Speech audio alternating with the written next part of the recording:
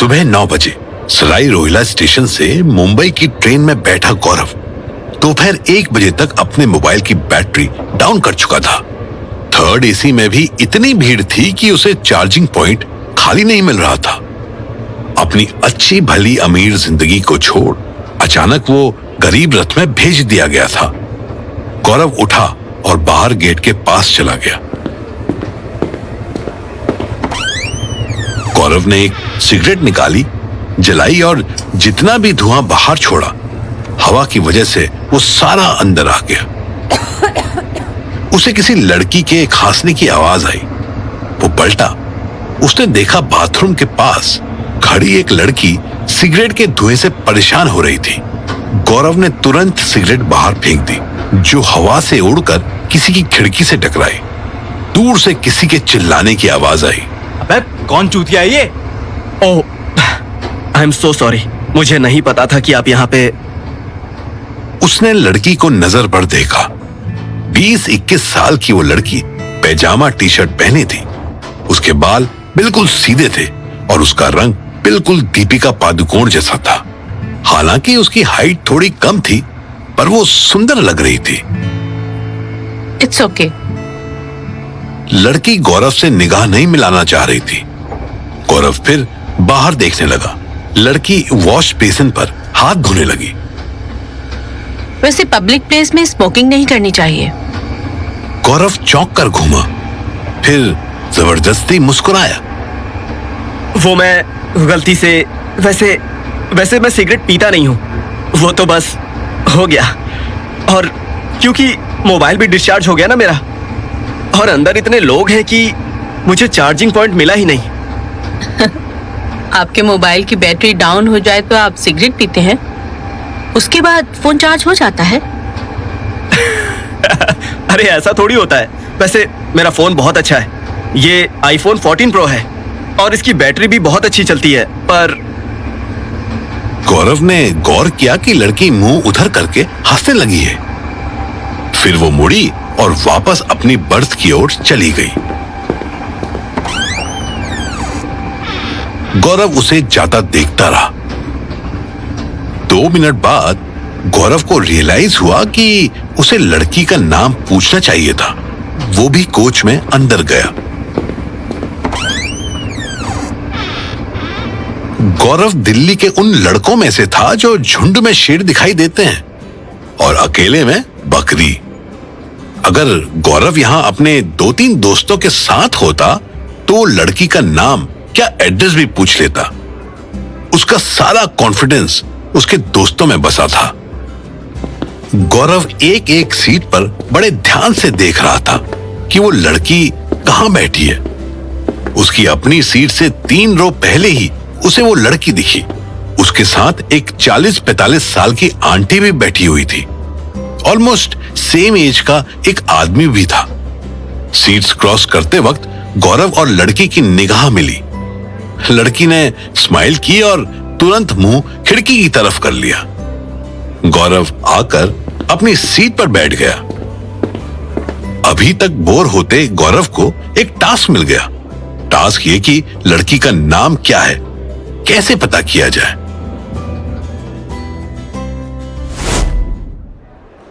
दोपहर 2 बजे बांद्रा के पास एक छोटे से रेस्टोरेंट में अकेला बैठा मन्नू केस की 4-4 फाइल्स लेकर बैठा कॉफी पी रहा था।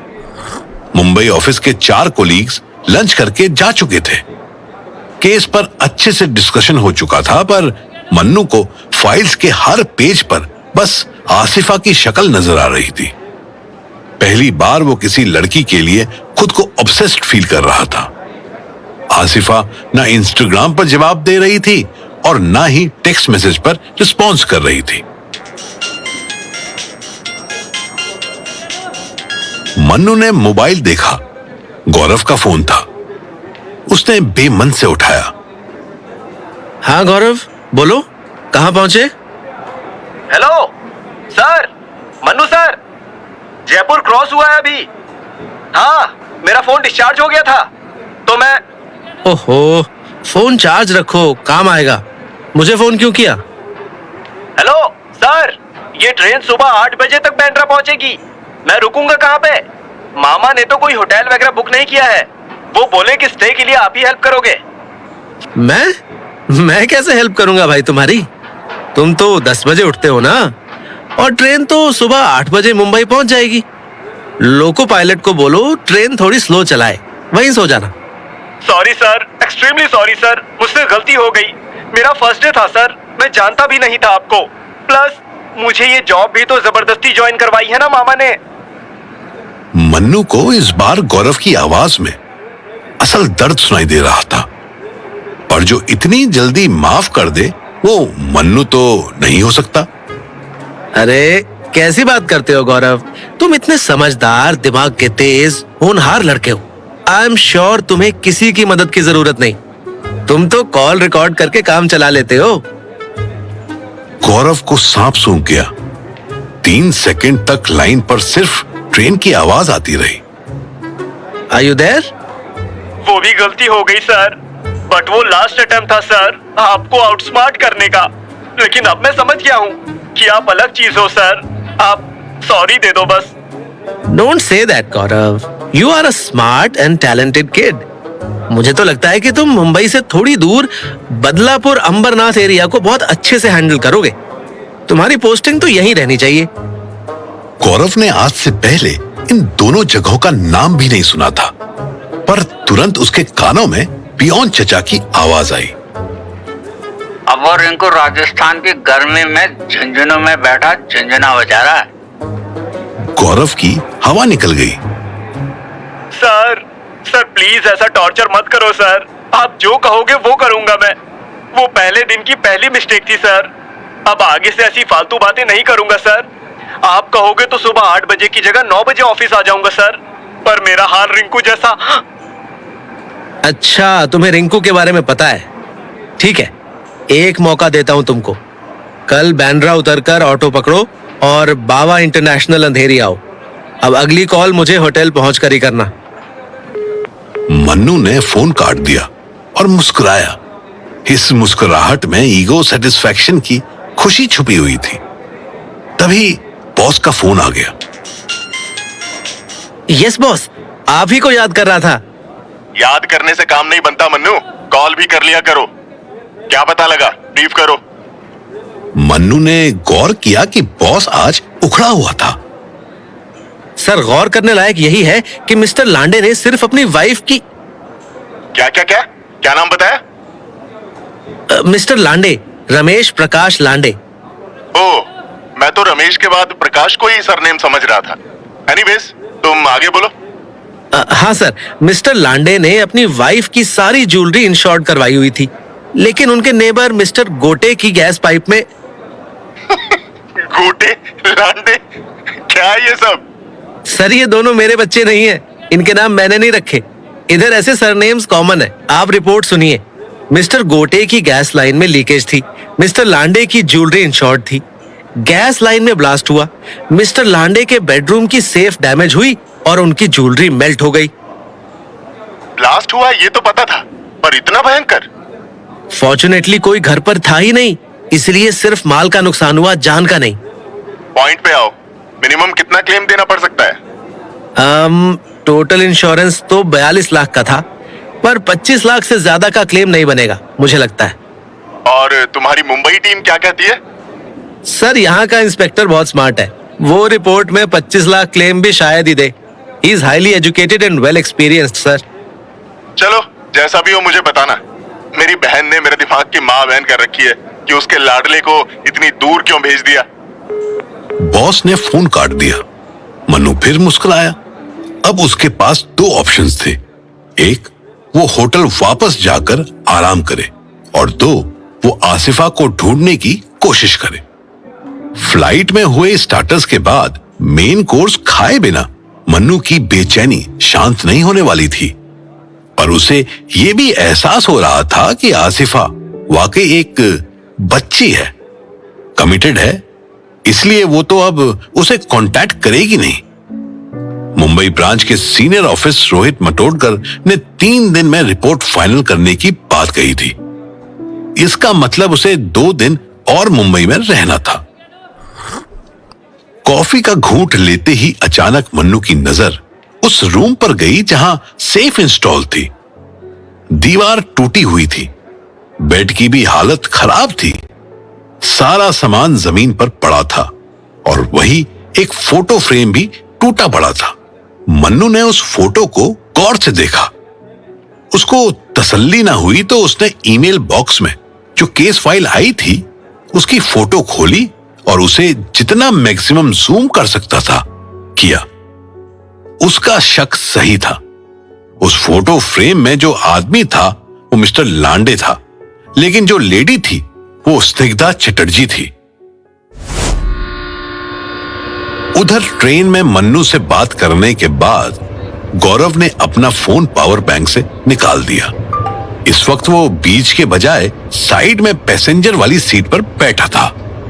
ये पावर बैंक उसी लड़की का था जो गौरव का मजाक उड़ा चुकी थी, पर वॉशरूम जाने के बहाने उसे पावर बैंक देने आ गई थी। अब वो पावर बैंक वापस लेने के बहाने गौरव के पास आई।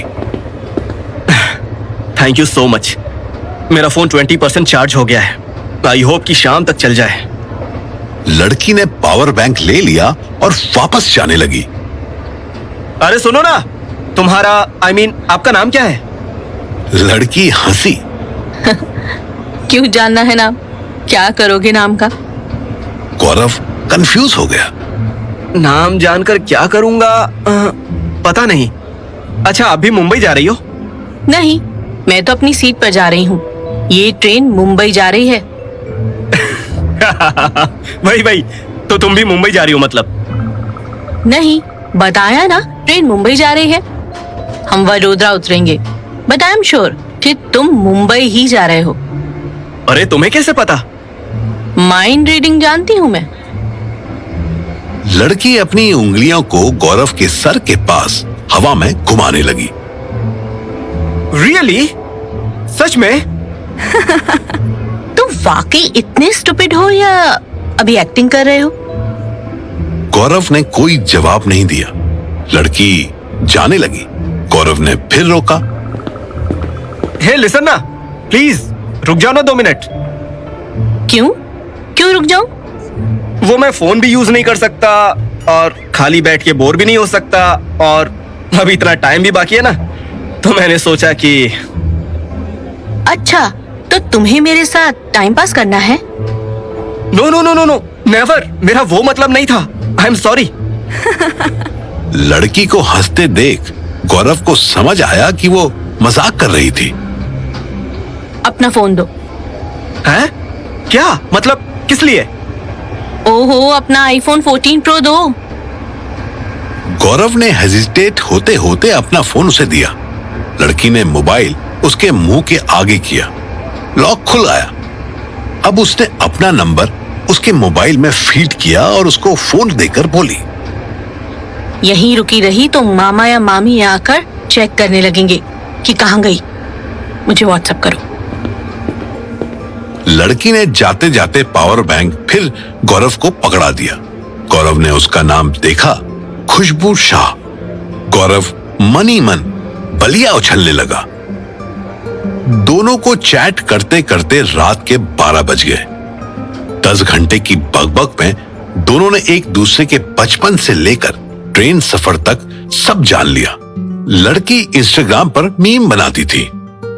उसके पास 3 लाख से भी ज्यादा फॉलोअर थे। गौरव ने अपने बारे में ऐसा बताया था जैसे उसे रिपोर्ट पेश करनी हो। खुशबू वडोदरा अपने घर वापस जा रही थी। वो दिल्ली के IIMC से मास कम्युनिकेशन कर रही थी। ठीक 12 बजे गौरव ने हिचकिचाते हुए मैसेज लिखा, हे लिसन, तुम्हारे मामा मामी सो गए क्या? इतना लिखकर गौरव ने हार्ट इमोजी भेज दिया। मैसेज तुरंत सीन हुआ।